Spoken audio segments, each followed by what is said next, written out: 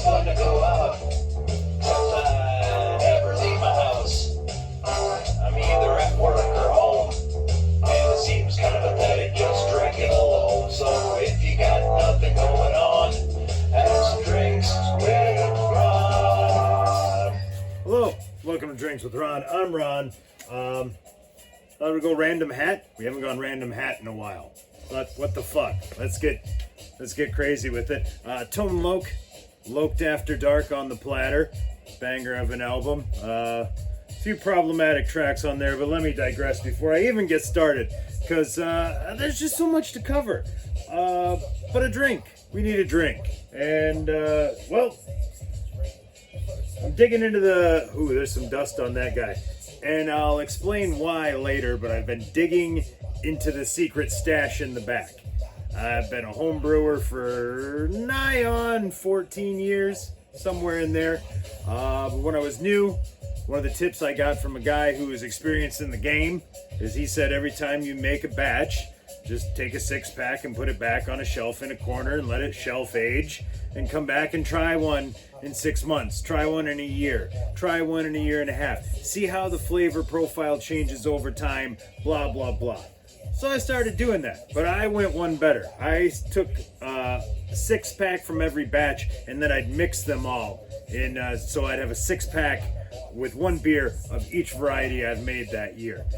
For a while, I was delivering them on the solstice. It's known as Santa Kolsch. It was a good time. Put a Miller High Life bottle opener in there. Boy, I could use one right now because I need to open this bottle. The rub here is I'm not exactly sure what's in this fucking bottle. It is probably 8-9 years old. Maybe it might even be closer to 10.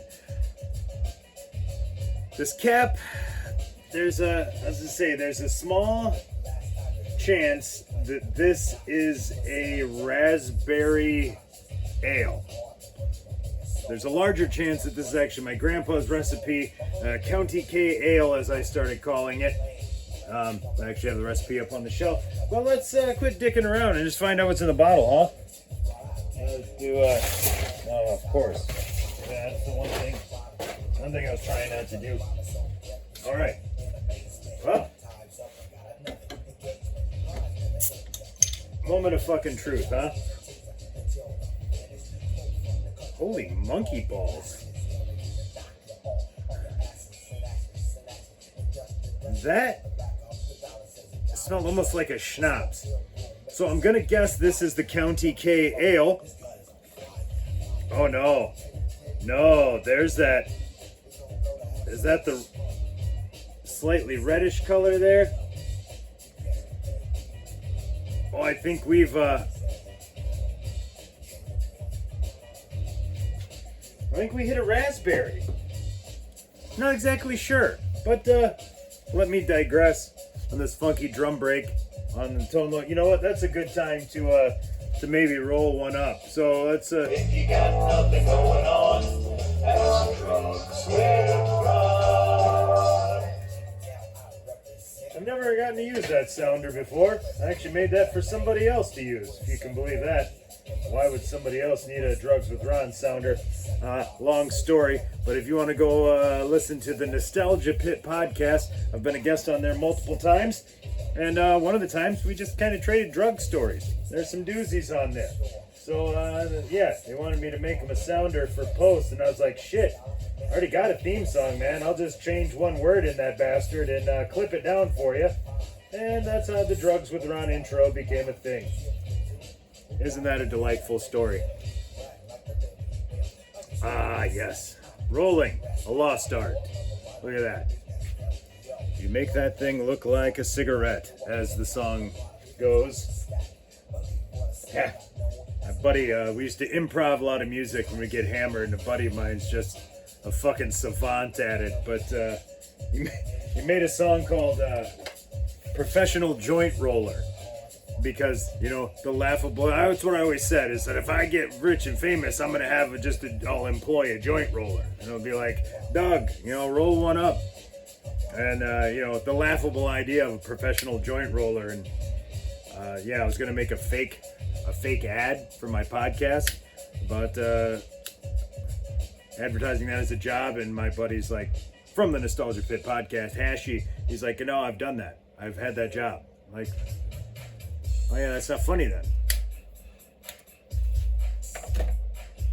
Oh man, the anticipation on this beer is killing me, but the more I dump it, the more reddish it is definitely looking. Oh man, I think this is a raspberry ale. I think it's before I was adding lactose, so it's not a raspberry cream ale, which is also delightful. But yeah,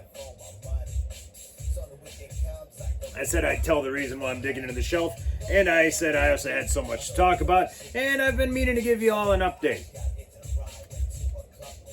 Now you may know, since the heart attack, the doctors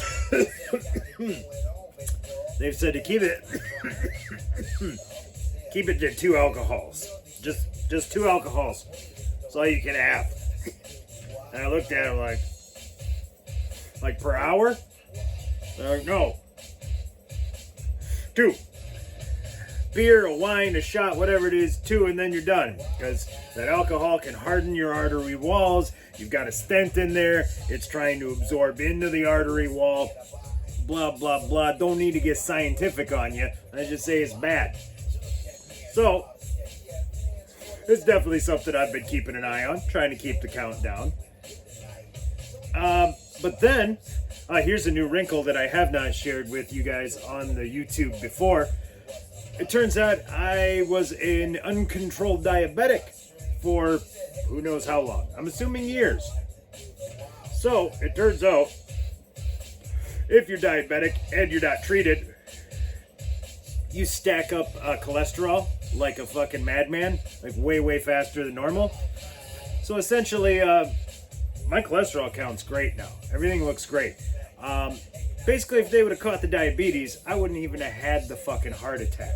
So now I've got both of that on my fucking palate. But, again, let me digress. That's 2 digressions this episode. 1.5 was the over-under for digressions. So cash out right now.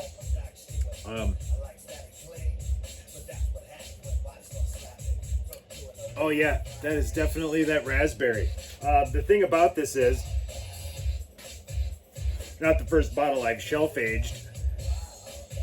You may have noticed as I poured more of it, it got redder. That's because all that raspberry and shit settles to the bottom of these bottles. So, if you get it all at one good smooth pour, it'll actually stay fairly light. You swirl that shit around the bottom and dump it in, boom, you get cloudy and red. A lot of the flavors actually down there. But I don't think I'm going to stir it up, man. So anyway, I said, already with the heart attack, they want me to keep the beers down. Then the diabetes, of course, the sugar in the beer, that's no bueno. And I'm on this med that just totally fucks with me. Get the fucking injection there once a week, stab yourself in the leg, push a little button. So simple a caveman could do it. But fucks with my innards, something fierce. And I've noticed beer definitely wasn't jiving with it. Got a buddy who's diabetic as well. I asked him, hey, how's beer fuck with your sugars? Big time. And I told him, the only thing I've drank since this whole ordeal that I've noticed that doesn't fuck with me has just been straight bourbon. Bourbon on the rocks. I'm like, feel fine. He writes me back, says, that's all I drink now. I'm like, oh, okay. So these are good notes to have. But yeah, I thought I can't just be pounding beers, you know. Sometimes, especially in a cool summer, late spring night, about 9 fucking Blatts, just chef's kiss. Like, yeah, sometimes you just need to pile up all those shitty light beers. But since I'm going to be kind of reeled back to the 2 alcohols per, I thought I should be a little more picky with them. Maybe start enjoying them a little more. So that's what we're going to do. I've got about 4 of these 6-packs of random beers from each of them from a different year. I didn't label them for fuck. I remember what color the orange bottle cap is. Yeah, until 10 years later when you've made 7 different beers and used orange bottle caps on all of them, you douche. So that's where we are. But yeah, I got about 4 of them back there, maybe 5. Looking forward to digging through there. Maybe we'll do those on the show. We'll do that together, you and me. We'll crack into these beers.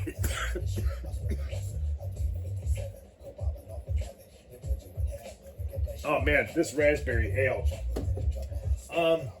Virtually unchanged by the aging. The only thing I can tell you is the aging definitely let that shit settle out better and actually stick to the bottom of the bottle. So even though I did kind of an aggressive dump at the end, and I do have some floaties in there, for the most part it's clean.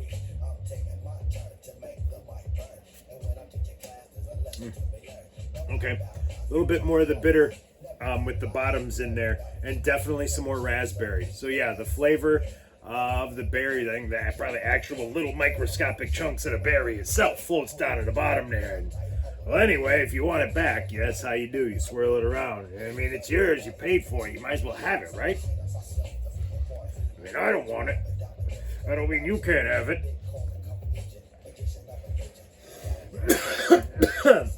So yeah, that's where we are. Cutting way back on the alcohols. And we're going to start going through the vault.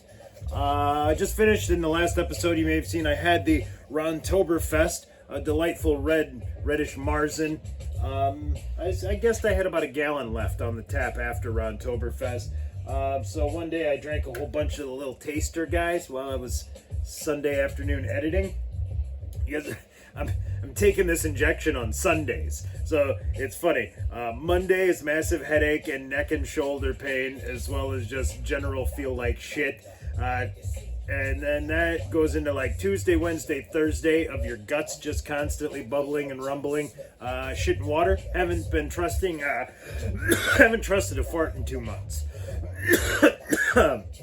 That's not so true right now. I've actually been going back to trusting them, but with this upped dosage of these meds, I don't know. I don't know about tonight. That's not how you want to wake up.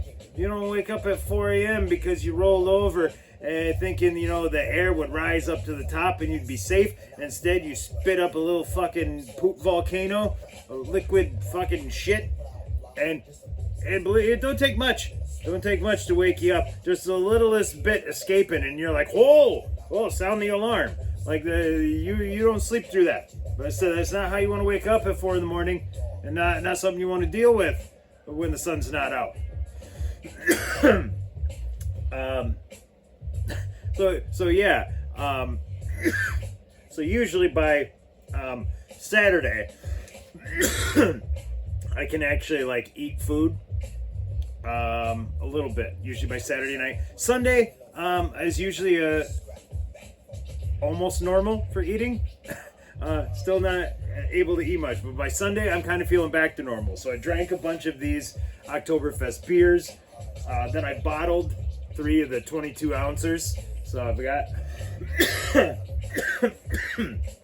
a few back. Gonna actually label the lids, year and variety and whatnot.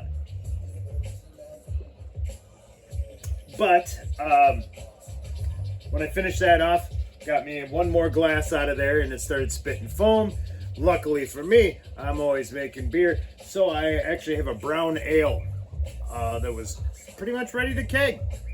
So we got that in there now. It's going to take a couple days in the cooler. A little CO2 in there. You don't want it too carbonated. Brown ale, generally a little bit lighter. But yeah.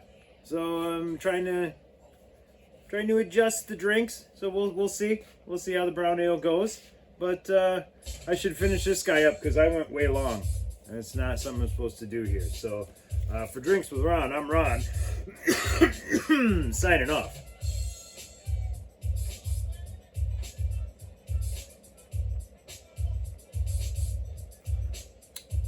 That's fucking good.